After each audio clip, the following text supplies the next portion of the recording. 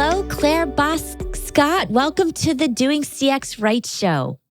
Hello, Stacy. Thank you so much for having me. How are you today? How exciting. Yes, absolutely. And I'm in love with your accent. Tell me, where is that?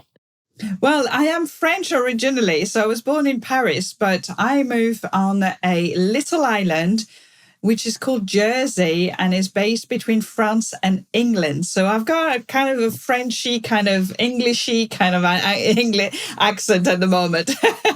Oh, I love it. And I love having people here who have their own uniqueness. So you fit exactly what I'm looking for. Absolutely. So tell the audience, who are you? What do you do professionally?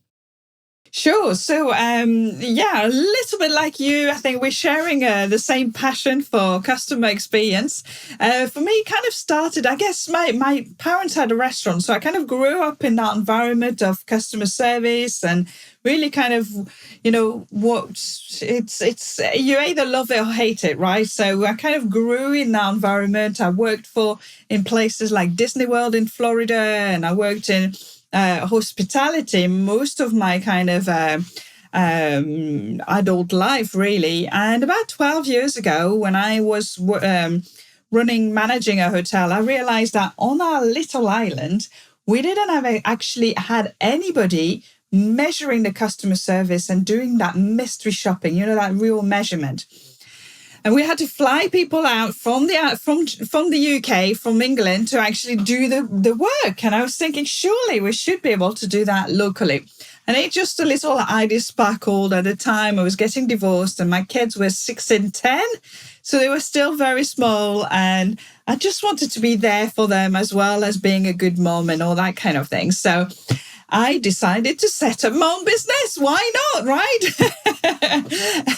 And the core of the service has always been about inspiring businesses to deliver amazing customer service, and how to best do that by actually measuring the service and then looking at, how can you celebrate successes, and then how can you actually improve the different touch point and the different areas that you've just measured. So that's kind of how it all started, that with the mystery shopping as a core. And then it grew a lot more into really kind of understanding the journey, really onto the employee experience as well as the customer experience. And this year, an additional to my my program is my BizShui Method, which I'm sure we'll talk a little bit further in the podcast. Yes. So what's your why? Why are you so passionate about this? Yeah, there's something about it, isn't it, that just make you feel, when you make people feel good, you release all those happy hormones, right? When you see people happy and enjoying themselves, you feel good yourself. So I love releasing happy hormones. So I love making people feel good. And that's what I've always thought. It was always about how can we run a business, but to enjoy our lives, enjoy everything that we have, make our customers feel good and happy, and make our employees feel good and happy. So that's kind of why I do what I do, really. And it's so basic. It sounds so mundane. Make people feel happy. Like it sounds so, I don't know, mundane, but it's true. It doesn't happen enough. So that's why we're doing this. Yeah, absolutely. Everything that you can do to make that connection, to make sure people that you care, you really truly are building relationships with people, because you really are, giving them something that not everybody does. And, when you do that, they will want to come back to you. They will want to do it again. They will want to tell their friends and family. And this is what trust and nurturing those relationships are really important. That loyalty piece that we talk about, make your people feel good, and then they'll come back to you. Yes. What's one fun fact people might not know about you? So I'm not sure it's fun, but that's kind of, it triggered something in my life this year. So obviously the pandemic arrived, and that was a huge challenging few weeks, few months, and actually I'd lost all my business in 3 days. So I've had to kind of, rethink, reevaluate, the all possible. And suddenly I realized that I had a gift that I wasn't using. And so this special thing that, I hadn't been telling a lot of people is a passion for Feng Shui. Those ancient the Chinese principles about the environment, the Feng Shui principles. Have you heard of it? A little bit, not as much as you though. So there you go. So Feng Shui was a passion of mine, and really kind of looking at the environment and how can you enhance the environment so you can feel good in yourself. And so I decided, with all those incredible changes that we've all experienced, right? From suddenly working in office to the next minute you have to work on the side of a bed or kitchen table, or having 3 or 4 different people around you, which, it's quite challenges, all those things. To bring and really blend those Feng Shui principles with the modern business needs. So the outer energy and the inner energy. And when you feel good outside, you feel good inside, you're going to give great customer service, right? That customer experience is going to be super, super good. So it was really, that was something that I was hiding away. And this year I was a big, brave girl. I felt like I was coming out of a closet or something, because you do something a little bit different. And I felt perhaps it was a bit woo-woo. And you know what? We need woo-woo. We need some woo-woo-ness in our life. We need to be able to really kind of things that are happening around us, and you can't explain them because it just happens. It's all about that energy piece. And when you start realizing it, you can start aligning your environment, aligning your own energy with it, and things that start flowing in such a more beautiful ways, especially in businesses. It's just once you start shifting energy, it's incredible the changes that you can get. I love that. Oh boy, we can spend the whole episode just on this topic, but we'll table that for a moment. So I want to read a couple statistics that you have on your website, and they're really eye-opening and great conversations. So you state, based on some research, discovered that 42% of small businesses fail because there's no market need for their service or products. 29% ran out of cash. 23% didn't have the right team running the business. 19% out-competed. And then another several percentages of pricing and cost issues, poor product offering. And this one really gets me. 14% failed because they ignored their customer and more. So, and this one, and the last one and the first one, actually, they're just so connected with each other, right? When you're looking at those figures, and you're looking at, 42% of businesses fail because there's no market needs. Again, it comes back to understanding what their customers want.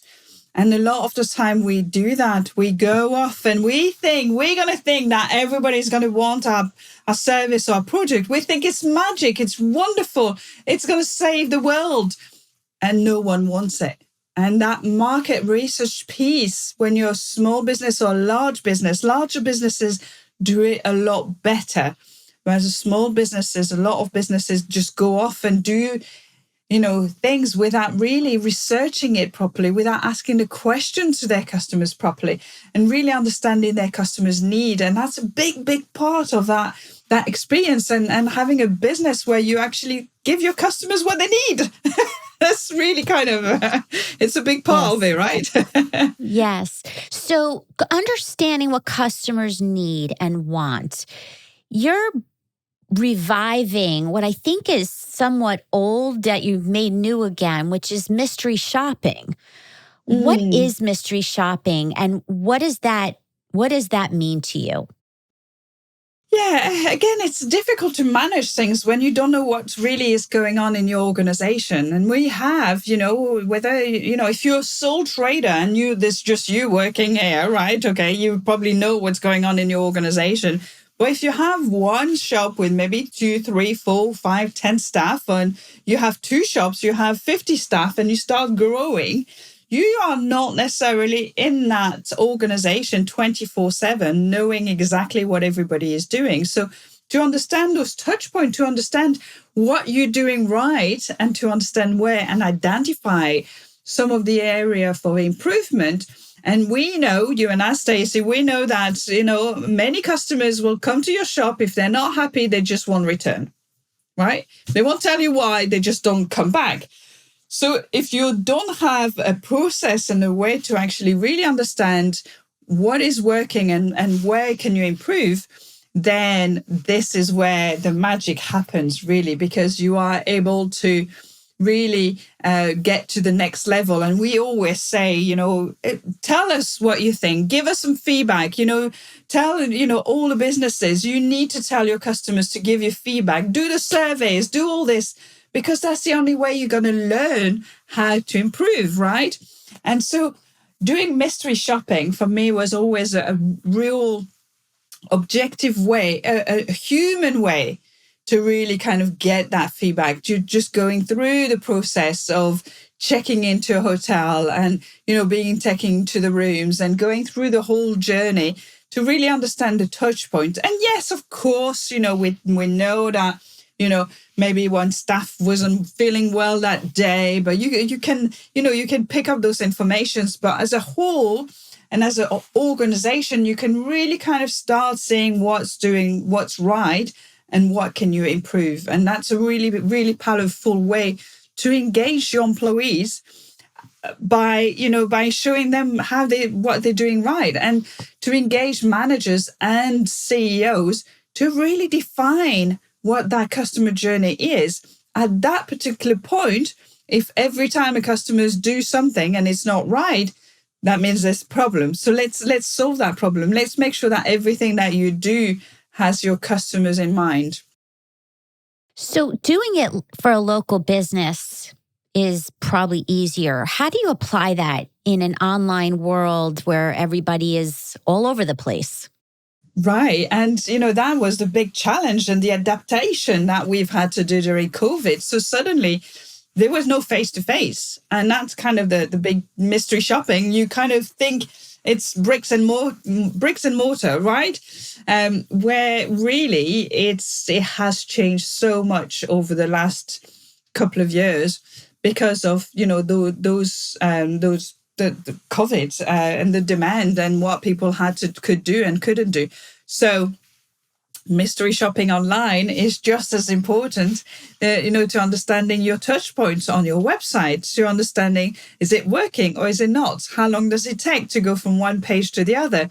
How long does it take to receive the goods? How long, all those kind of things can be done. And it has really moved. I mean, I've seen some of my colleague doing mystery shopping we've been doing conferences, mystery shopping, so you're attending a conference, the before, during, after, what's been happening. We've been doing mystery shopping on banks, asking for loans, doing those virtual kind of, conversation with the businesses. So doing the same thing virtually is so powerful because suddenly you have your standard, you're creating that, and you're able to measure it and change it, adapt it, move it, create new standards, create new procedures as you go along. It's really kind of, it's been amazing how you can have, people have been using mystery shopping to really improve their businesses online. Would you say in other words, it's like doing an audit of a business? Yeah, so I think Audit was probably the kind of older way to do mystery shopping. You're kind of walking in where the lights on tick, where they're wearing their name badge tick. You're kind of getting that. I think mystery shopping has evolved a lot more into that emotional connections, which, we will talk about connecting with your customers on an emotional level. So being a lot more subjective, perhaps, rather than being objective. So you may have different questions and different setup of the questions and the way you're answering. So you can have a bit of I felt this way. when really mystery shopping is very objective. This is what happened, and this, she was wearing a yellow shirt, and that's you kind of saying the way it was. And with now the changes, and we want to really understand how the customers are feeling, so a lot more, the questions are a lot more open and a lot more understanding, how did you feel in our environment? Did will you recommend to your friend and family? And those kind of questions, which will actually help you. It may be a little bit more difficult to explain that to the staff and say, well, they are still customers. If they're walking through your doors and you made them feel that way, that means that you may be doing that to other of our customers. So a lot more questions on that kind of subjective way, feeling, connections, five senses, those kind of things. And of course, COVID, the questionnaires have just been changed all over the world to understand, COVID procedures. And because we need our employees to feel safe and we need our customers to be safe. So those were really important ways to kind of really adapt the questionnaire. So it adapting to your business at this moment in time. That's really, really important. Yes. And also, I've done this in the way of applying the approach to do competitive insights. Right. Yeah, absolutely. I mean, it's so powerful, right? You want to know what's going on, in where are you in that market? What is your competition doing? How are you benchmarking? And that's very, very powerful. We've done some incredible work on financial industries, just wanted to know what's going on around. And then you can start, you can realize really that it doesn't need much to really kind of increase that customer experience. It really is really powerful, isn't it, Stacy, that kind of thing. So yeah, benchmarking against the competition is a great, great way to understand where you are and how your competition is doing, definitely. If someone listening who's never done mystery shopping before, where do they start? What's the first thing to think about and begin? As a business point of view, yeah. Yes. Yes. I have a company, or I'm a leader in a company, and I want to get that intelligence more than just doing my own surveys. So, what advice would you have to begin this approach? Walk the walk. Again, we talked about simplicity earlier. Sometimes it's just as simple as that. Go around your own shop or your own, organization and pretend to be a customer. What do you want to see? How do you want to feel? How do you want the employees to connect with you? What do you want them to do when they see you, when they hear you? Do you want them to stand up? Do you want them to smile? Do you want them? And then you starting walking that walk. And actually, once you do it yourself, you're realizing that, perhaps you've got standard and you thought that would work, but actually perhaps it doesn't work in reality. So walking the walk is a great thing. Using your five senses, that's kind of the next it's a very simple way to do it, but that comes back to my environment and my BizShui kind of program. But, the outer energy affects us internally. So, when you're walking in through it could be an office, not just a shop, restaurants, a hotel. What can you smell?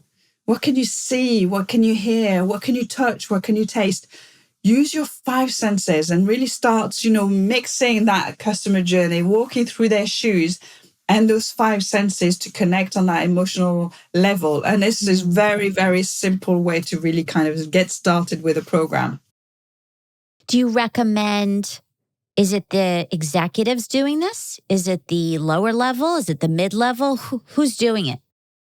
Well, at first, if you've never done a program yourself and you're interested in doing it, it's interesting to get, like you see in those programs when undercover boss, that's a perfect way to really kind of make you realize that actually as a boss, do you really know what's going on in your business? So go and do it, go and walk the walk. But then the next step, which is the second kind of very interesting step, is getting your employees to walk the walk. Because then they start realizing, well, this doesn't work like that, or there's no sign for this, or how should I be doing this when I haven't got that? So then they start, bringing their own kind of feedback as well into it. So, you have that doubling of, them being engaged and becoming part of the program and knowing that it's going to work because they've been part of it. So when you're creating that questionnaire the first time, always the objective, of course, what you're trying to achieve out of it, do it yourself, do a bit of a walk around, create that questionnaire, and depending on, what you're trying to achieve out of it, and then give it to your shoppers and then give it to your employees and get your employees to go and do that benchmark in the competition. Yeah. Because again, that's a fabulous way to get your employees with that questionnaire you just created and get them to check out what's going on around them. If you've got a restaurant, get them to go to the restaurant next door and do the questionnaire there. And then they start thinking about this.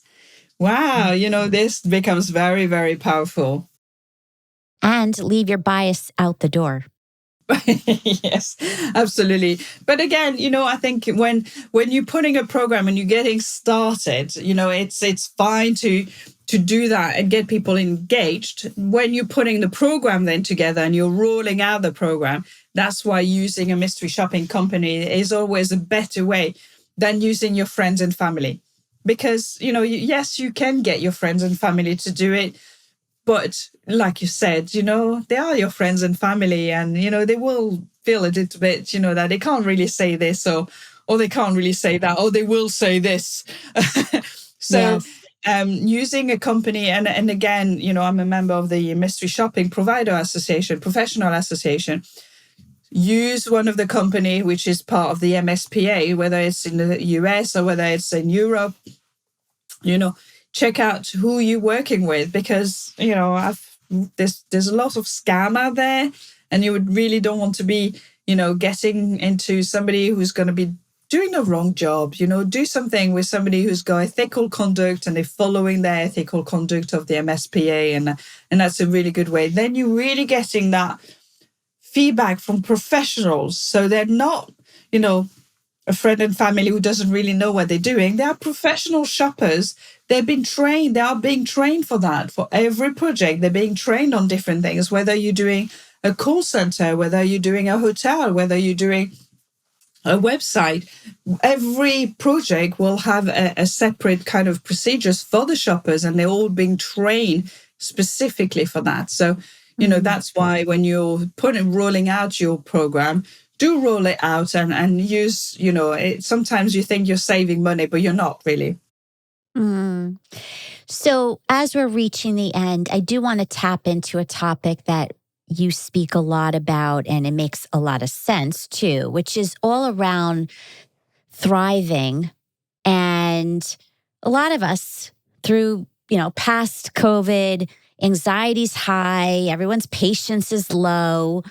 And as customers and as employees, each of us, what is your advice about how do we thrive?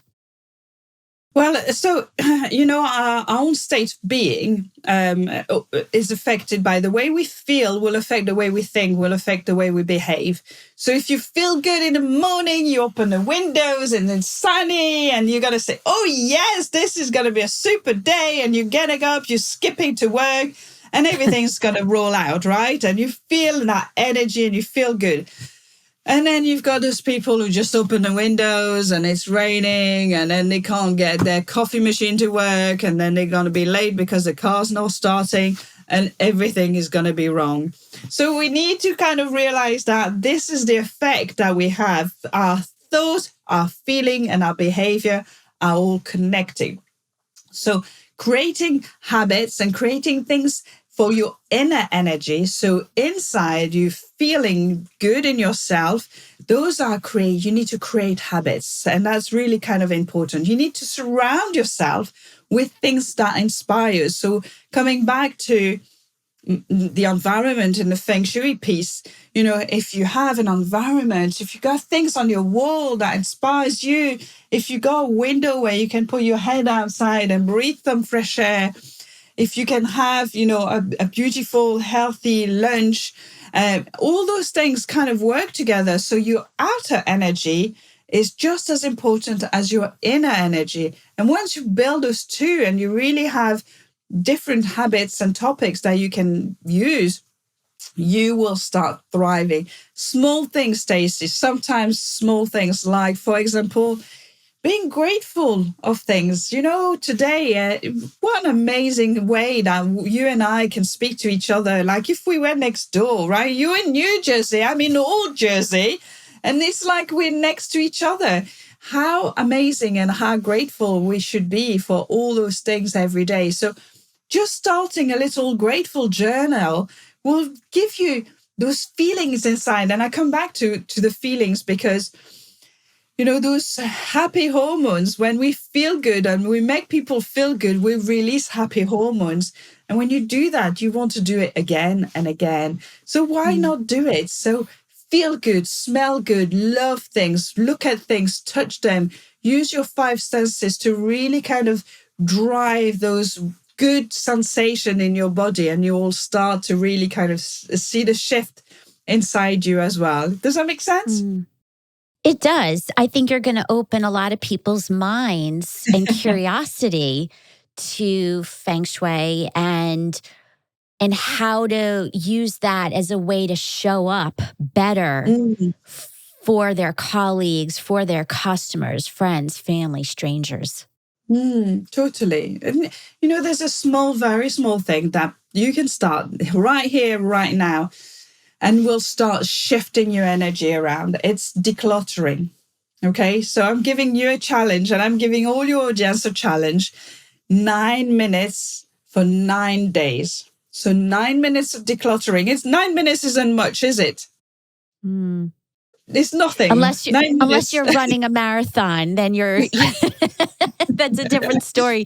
But yes, you're right. Let's go. 9 minutes. Yes. So 9 minutes, declutter for 9 days. So you could be decluttering your desktop, right? I see desktops sometimes with hundreds of files. How can you find things? You're never going to be productive if you've got hundreds of things in front of you.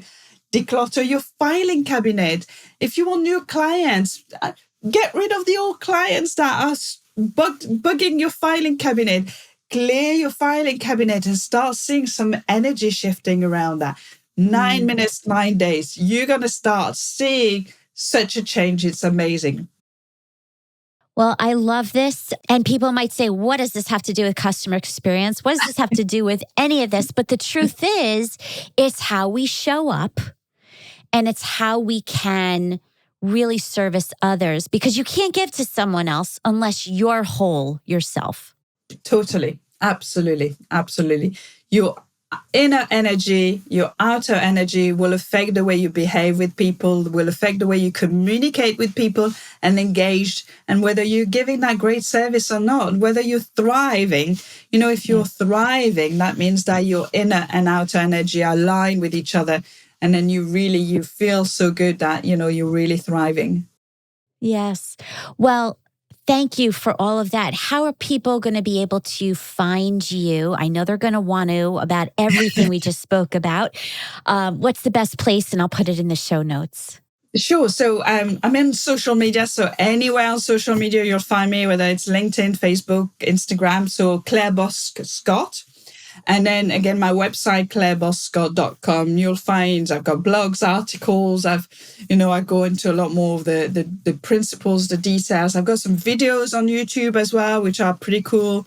So yes, there's lots of information out there. But if you do want to get in touch as well, just message me on one of the social media or email me. I'll be very, very happy to have a chat with you. Well, thank you. This was very inspiring and informative, and I know that you're going to make an impact on someone's life today. Oh, thank you. Thanks for having me, Stacy. It was really, really cool to finally meet you. Yes, thank you.